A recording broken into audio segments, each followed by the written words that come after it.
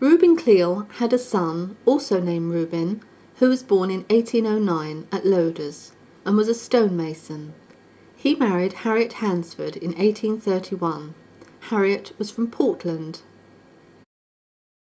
Reuben and Harriet had 3 children: Matilda, born 1832, Elizabeth, born Bradford, Dorset, and a son, Henry, born 1835, who went on to marry Elizabeth, also from Portland, and whilst living in Portland had 3 children: Thomas in 1862, Elizabeth in 1863, and Henry in 1867. By 1881, the family were living at 15 Phipps Street in Beaminster, Somerset. In 1881, Reuben and Harriet had moved to Portland to live. Reuben died in December 1890. In his will, he leaves his property to his wife. After her death, his children are free to sell the clock and divide the proceeds between them. He mentions his daughter Matilda Hansford, wife of Richard Hansford. Henry followed Reuben's trade as a mason, as did his son, Thomas.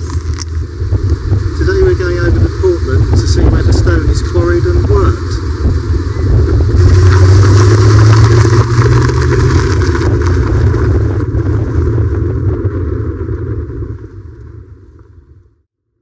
Portland is well known worldwide for its limestone, used for centuries as building stone. The quarrying of this Jurassic stone formed the major industry and has had a major impact on the landscape and people of the island, contributing much to the unique history and customs of the island. Most of the important buildings in London use Portland stone, and after the Great Fire of London, Sir Christopher Wren used it to rebuild many of the capital churches. The stone is first drilled and blasted to loosen large pieces, which are then cut to size using plugs and feathers.